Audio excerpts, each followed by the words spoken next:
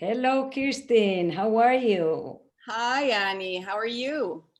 Good, good. And I have a lot of questions for you. I've been talking to a lot of male clients, all the coaching and mentoring we've been doing. And something very interesting came up and has to do with communication and eye contact. It has to do not only with listening with your ears, but listening with your eyes. So it's very, very interesting what's coming up. I have a lot of clients that have become upset and they don't know why, especially when they are in a group of three and more. Mm-hmm. And you are talking, you know what, that now with COVID, with Zoom, it's one thing, but now with all the vaccines, they are becoming more and more present. Have you thought, Kirsten, about eye contact as a skill? If you're in business or you're a woman or you're in a social situation, you already know that using appropriate eye contact can be very difficult, especially that we're being 1 year away from everything. And this can be tied to so many life skills, and especially if you're feeling left out. Mm-hmm. This client of mine is constantly not feeling well and feeling left out and he didn't know why. Suddenly, I went to a social gathering, a very small social gathering, and I started to feel the same. And I realized, Kirsten, it's the eye contact. If you're talking to two or more, how many seconds you turn to each person you're talking? And it's becoming a problem. And people do not realize that this can be a very, very important skill. Yes, absolutely. I really agree with this. What tends to happen is we underestimate the amount of importance of a nonverbal cues, Mhm. how we're interacting with each other. And group dynamics can be built by very subtle nonverbal cues, such as body positioning and visual exchange. So yes, I can absolutely understand. For some people, it might be only one particular group. They tend to notice that dynamic. Sometimes it can be more at work versus in social situations. So it can vary very much. Consider for a moment just using eye contact to show empathy. Mhm. You know that with the eyes, we can tell a lot of things, and you're talking to someone, something really important. Another person shows up, and suddenly that person changes. It's changing the eye contact immediately to the other person, not to you. Mhm. How do you start to feel? How Yeah. that person is feeling? And they're calling me and they're saying, Annie, I don't know what's going on. Mhm. Uh, I don't know if that I don't like that person. I start to feel left out. And it's something that it has come up, but the person that's feeling doesn't know exactly what's going on. And I don't know if that has to do with the awareness of the person has to know what's going on, or the awareness of the person that's talking. That it's Mhm. not that he's not listening, it's in the eye. Mhm. It's the eye contact. He doesn't, maybe he has a different kind of personality. It's a personality disorder. He feels up here, the other person is feeling up here, Mhm. and you're looking down at somebody. I don't know, Christine. I think you can explain us a little bit what might be going on. Well, first of all, it's really important to realize that we're wired as mammals to interact with each other with nonverbal cues.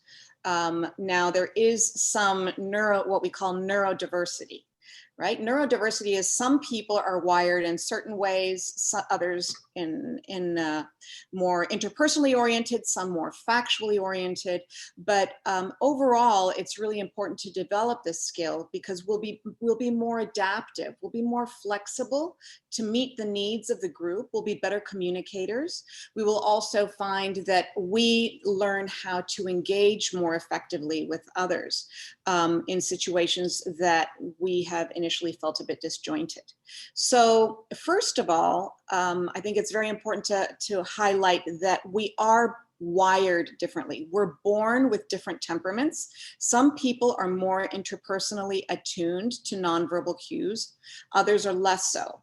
So what can happen for people who are very interpersonally attuned, they can have a very strong response when the group is not integrating them with a visual or with a gestural response.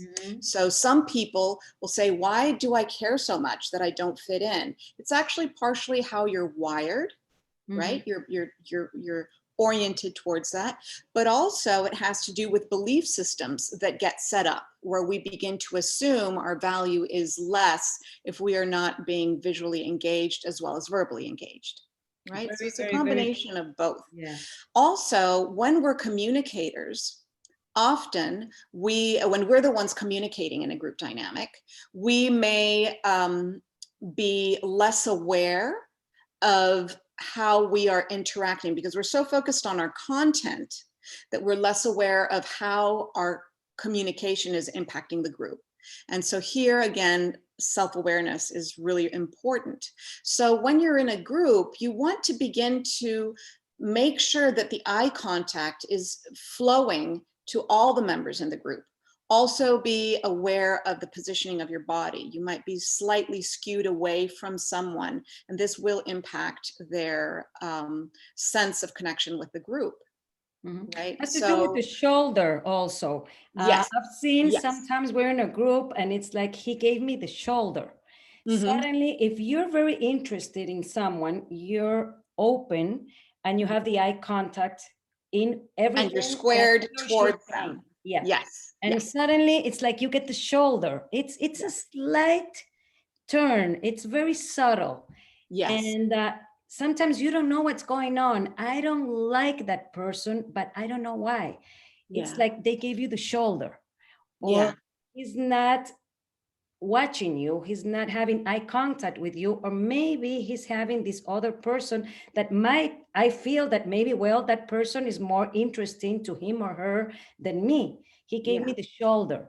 But normal executives just don't know what's going on. They're not aware. It's how we say in the Berkman method, maybe that person has high needs in sociable. He needs to be accepted. And as soon as he feels this subtle change in conversation, the stress triggers up. And that's when I get the call, Kirsten. It's like, what's going on? I mean, I don't know. Everybody likes that kind of leader. I don't know what's going on. Maybe it's me. Yes. It has to do with empathy a lot. I don't know if it has to do with emotional intelligence, because if you're connected, if you're in a group, you try to be connected with everyone. And so everyone can be inside. Well, I think that it requires a certain amount of intention and awareness when we're in a group to decide that I am going to learn to be more aware of how the group dynamic is flowing. This is very important for leaders in a staff meeting, to really see it's about inclusivity. Right? But it's also about really understanding neurodiversity, how our brains are wired. Some people are going to respond differently. So from what is our habitual style. So it's very helpful to begin to understand, and this is where the Berkman can be also very helpful in understanding different styles that have different needs.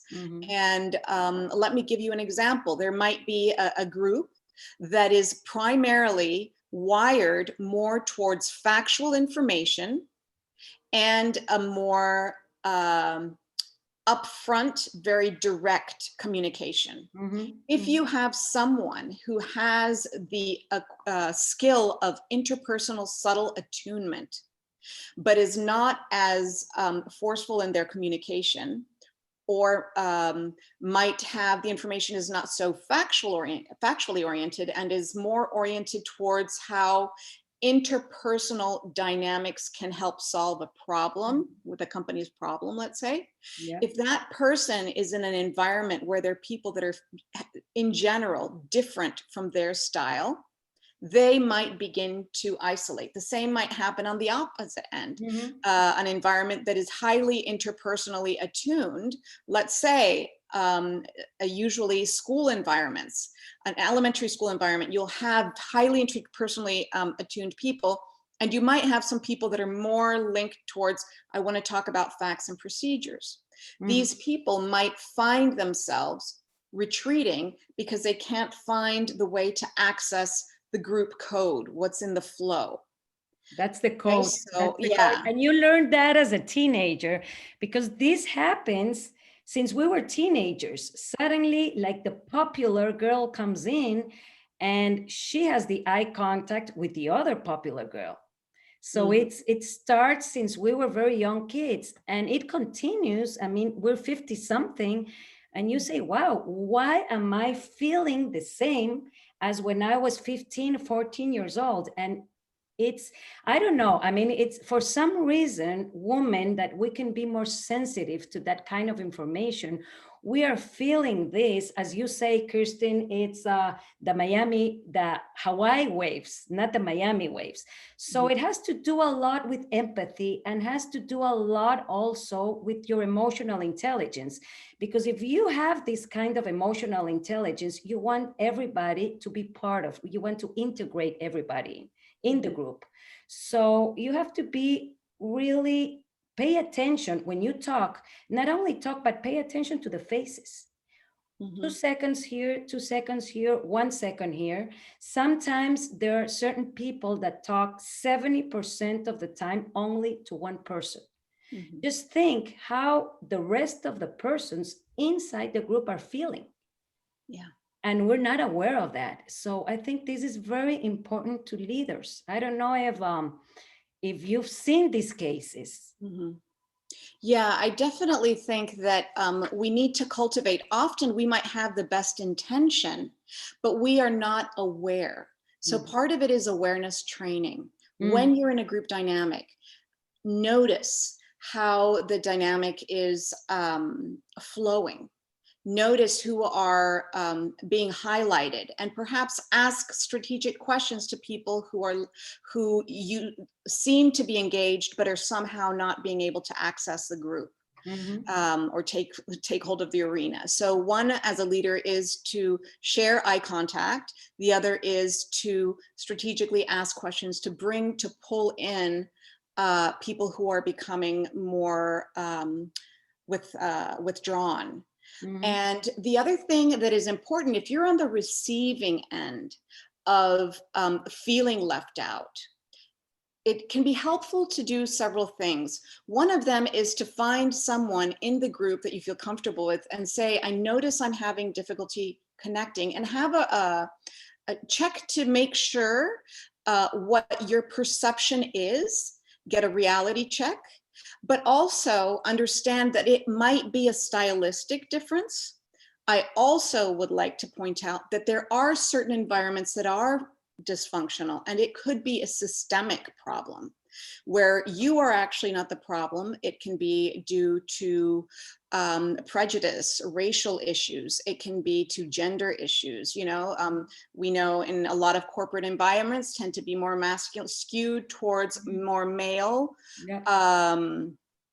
people speaking up. And there are also environments where there may be an authority issue or a certain kind of entitlement. So there are times where there's also a problem in the system. And that would be very important for you not to judge yourself, but to begin to question where the problem is in a broader sense.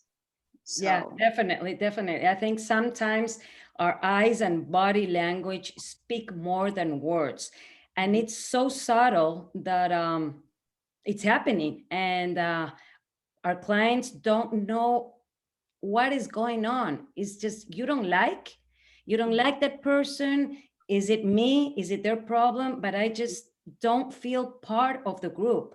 And Yeah. I think it's very interesting, Kirsten, to start with the body language, the eye contact, then we can start with the word. What kind of words? Because you listen with your eyes, and this is extremely subtle, and I think it's very important, something to start with now that we are in the communication skills. So I don't know if you have anything more to go into the deep dive and what kind of experiences.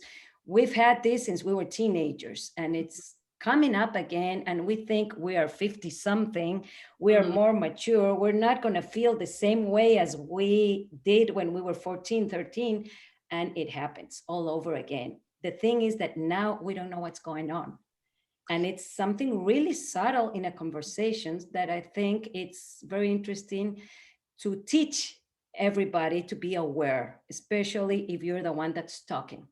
Yes, absolutely. So I think that we can subdivide it in two ways. One is the receiving end when we are feeling left out, and the other is when we're in a leadership position and speaking up in a group. So let's start with a leadership position.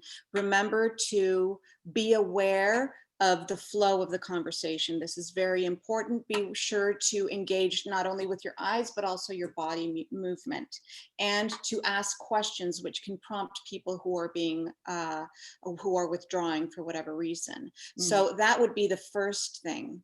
The second thing, the second aspect is the receiving end. When you are feeling disempowered, uncomfortable, you can, first of all, begin to question which aspects of this dynamic are systemic problems, where we see a pattern, and become aware, wow, the system runs in this way. Just having an awareness of that can be helpful. And then have an awareness of what are my thoughts that are coming up in relationship to it, especially in terms of my perception of my sense of value. Yep. Because sometimes we really have to question those thoughts that come up because we're under stress. And the third thing is to understand neurodiversity. There's a different way of addressing people Brain in a wiring. group. Yeah. And there's different ways we are oriented towards being interested in communicating, our communication style and the content and the way we're doing it. So understanding that to be leaders and also to be effective team players, we actually need to be flexible in understanding styles that are different than ours. Yep. And part of what I'm teaching right now is change your filter of perception. How can you change your thoughts? It's not easy. I start thinking again and again the same things. And now if you change your filter of perception, how you see things, you're going to understand more what's going on with me than that. Is it my problem or it's his or her problem? Yes. It's both. It's know what empathy means and know and understand that we can listen with our eyes is very, very interesting. Thank you, Kirsten. I think this is our first chapter to keep on going to the next that we're going to talk about words. And I think it's going to be very interesting if we get a little bit into emotional intelligence for our next chapter. Is that absolutely, absolutely. Sounds great. And looking forward to joining with all of you, sharing our thoughts on communication and the importance of those, the importance of these skills that are often subtle and yet so important in our effectiveness. So thank you for joining us, and give us a thumbs up. Bye-bye.